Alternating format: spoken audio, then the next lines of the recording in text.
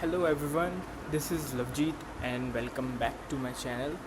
So, today we are going to discuss about this book which is Beyond the Syllabus by Ankur Warikoo, and note the fact that this book was himself signed by Ankur Warikoo. I hope you can see it. Ankur Warikoo. I met Ankur Warikoo on a book launch, and he signed up this book for me. And if you are not aware who is Ankur Warikoo, in case, so I have this for you. I hope you have seen this man on Instagram or while scrolling on any social media network or LinkedIn. I hope uh, this video will be beneficial for you all. So we will I'm giving you a brief of what we are going to see in this video, right? So in this book we are going to talk about all the necessary things or the major parts he had said. Look, on the face of it, there are a lot of problems a teenager faces in his life, right? But a few people actually care and want to make it up to everyone or give a solution to everybody who is in teenage. So this is an example of the teenage help, I would say, and the book is Beyond the Syllabus, and you can get a glimpse by just its name, Beyond the Syllabus, right? So we will start it. So I'll give a just we will do it like just how a teacher teaches a chapter, right? We will overview just most important pages, okay? So it will definitely help you think you, and in the comment section you don't have to write this video is good, amazing, bad, etc. Just tell me which is your favorite part, what do you want to discuss about, what do you want to learn in this video, just these things, right? So we will start Beyond the Syllabus.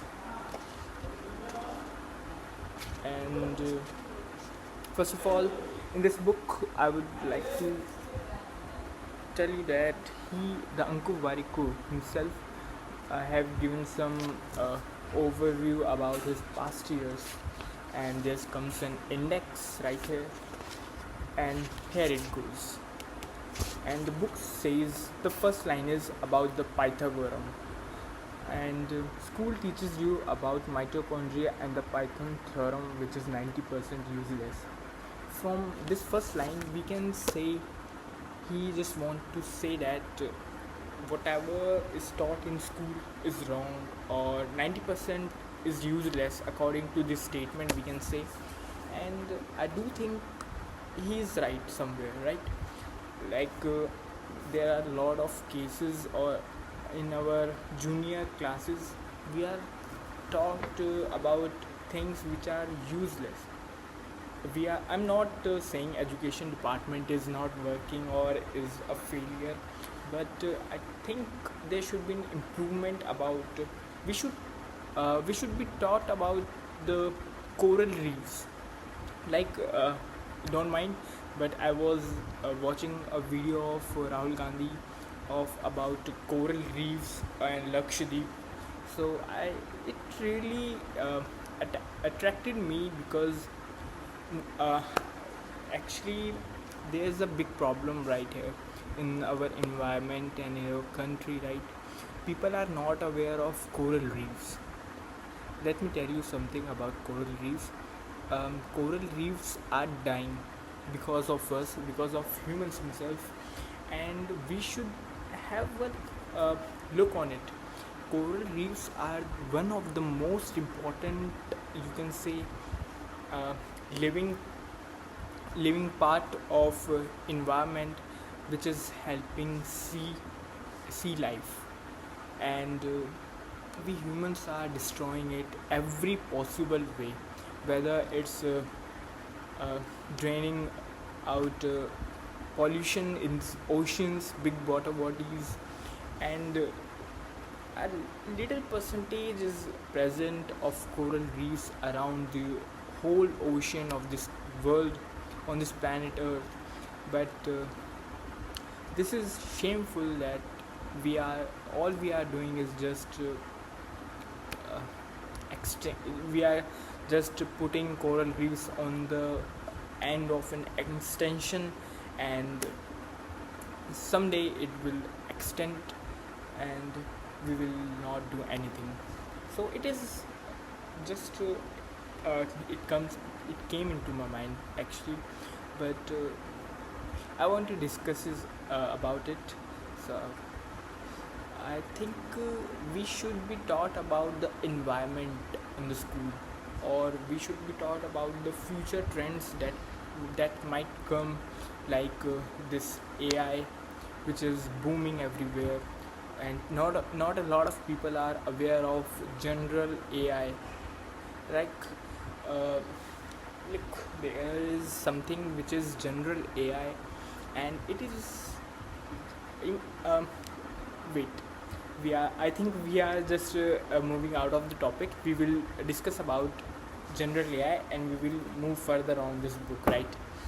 We can talk about it in every possible way in other videos. So for general AI, imagine 10 stairs, like 10 stairs here and 10 stairs here, and there are two people, and not people, but there is a human, and there is any animal, I would say, like a rat, for example. A rat is here and a human is here. So if we tell a human and a rat that you have to go all through the 10 stairs to reach at the top, so, and for 5 stairs we will help them to climb up. So for 5 stairs the human will go up and up and up 5 times for 5 stairs, and at that point, if we put our hands back on helping him, for example, we will say we will end you up here by helping, and you have to reach up to more 5 stairs to the 10th one, right? So on the 5th stairs, the human mind will automatically get how to climb up how to climb up to the 10th stairs, right?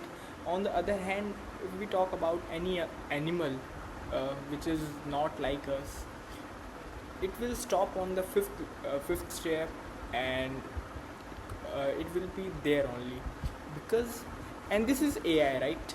We command AI, and it respond and respond up to the point we command.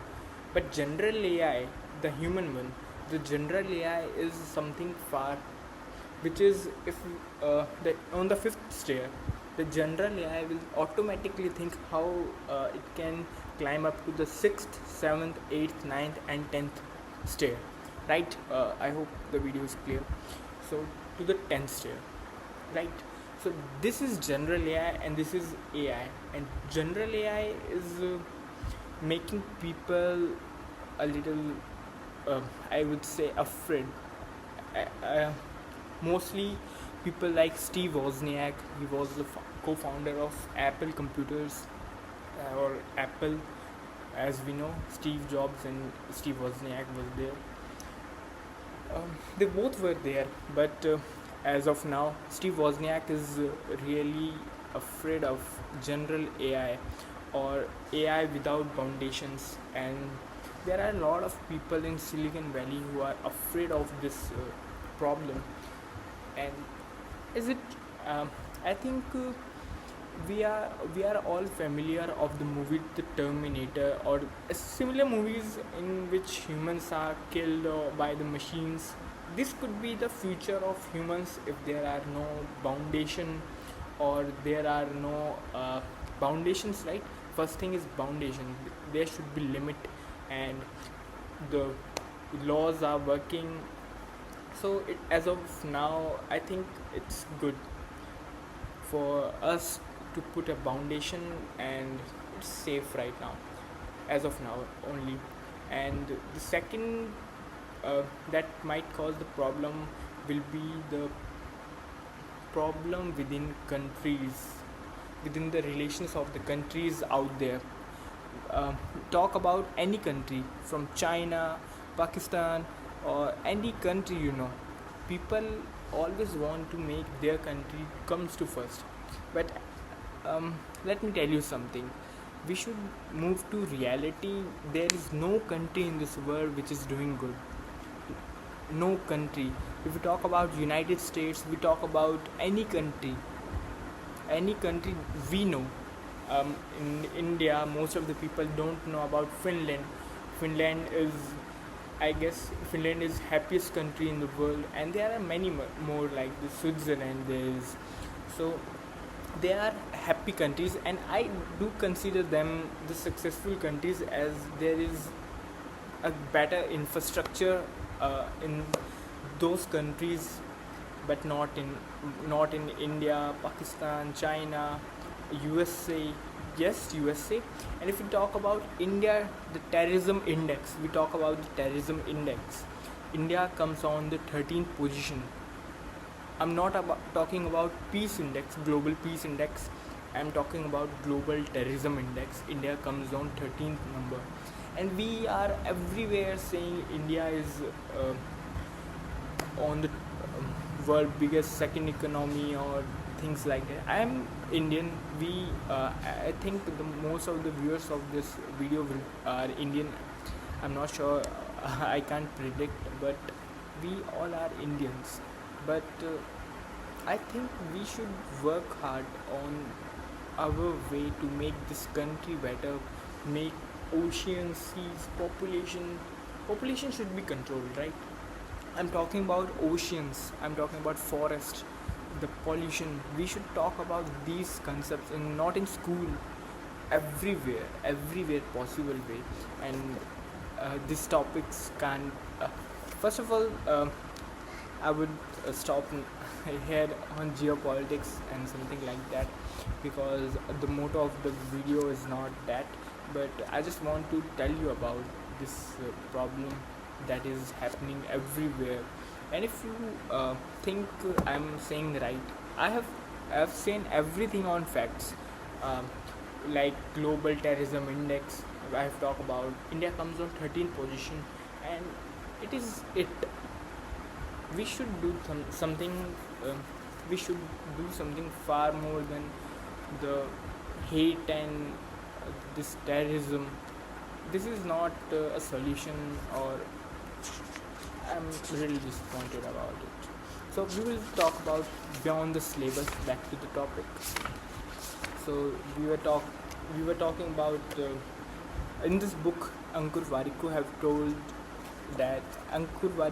that in schools we are not taught what it should be. We are taught most of the things, the theory, are not used in real life, and this is our education system right now. And it could be better, but as the second paragraph he's saying, look at, we are on the first page, and this is the second paragraph, and it is saying nobody tells you about the failure or how to deal with it. And as this book is dealing with the failure, right? Dealing with not dealing with failure, but dealing with how to deal with failure, right? So the best thing about this book is just open any page, open just any page, and every page is a different story in this book. And we will do it quickly from now. And on the first two pages, it is the biggest myth about growing up, that there is only one right way to live life. But there are a lot of ways to live life. There is no particular way to live life to be successful in our field. Everything we do may be a point of view of ourselves, right? Our version of success doesn't have to look like anyone else. Our version of success should be ours alone. And on the third page, the thing that seems like a big deal in school, college.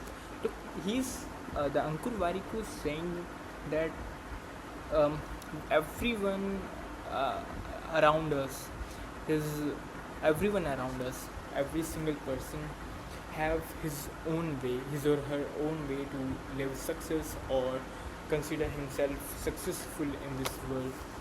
But there is no particular way that we should consider to become successful.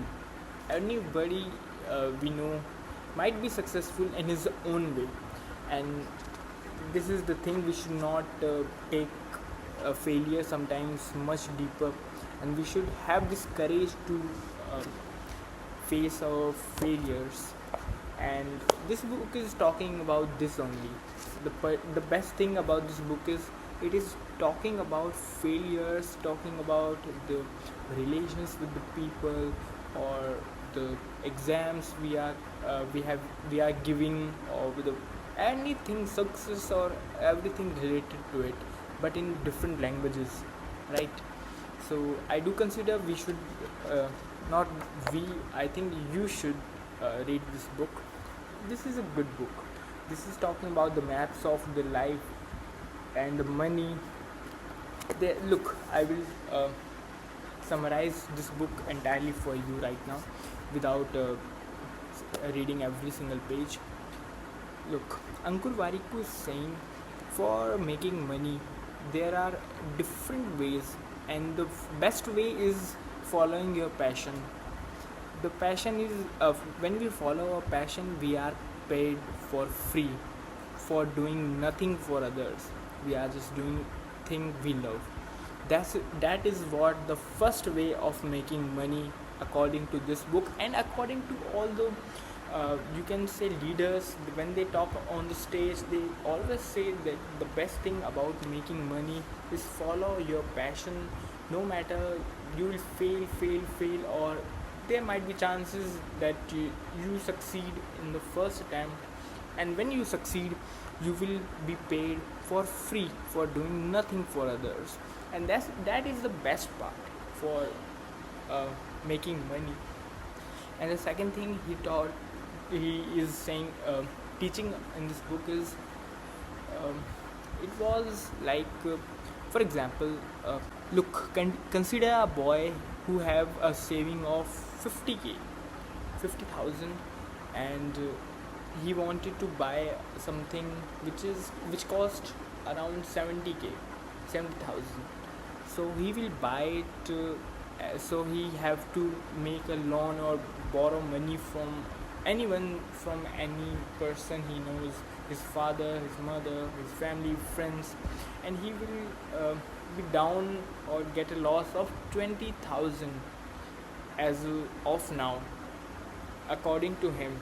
But he have to pay 20,000 to the store for which he have borrowed 20,000, and the 50,000 the saving he had. So he will get a total of 90,000 loss, and he will get just a piece of stuff which would broke or tear in some around 3 years, 5 years. I'm just take the concept, right? So apart from it, we can invest the money 50,000, or he could invest the money 50,000 to anything he thinks is good for him. Anything mutual, grow on grow, not grow. I mean, there are apps like Grow, Zerodha. He can buy stocks or anything, invest the money there.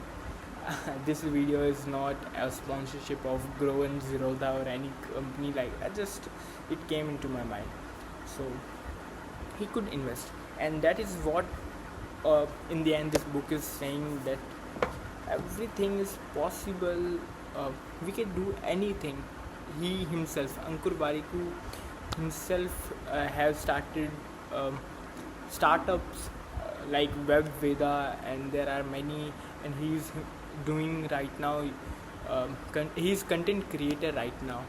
So he's a successful person according to me, but there are different point of views of others. I think you should read this book, the Beyond the Syllabus, and you will get much more glimpse of it. And in the end, the best part of this book is this letter to self. I will read it for you. Dear Ankur, you turned 15 today. This year, you will say goodbye to some really close friends. It's because you have chosen to study science and they haven't. It makes you terribly sad. I get it.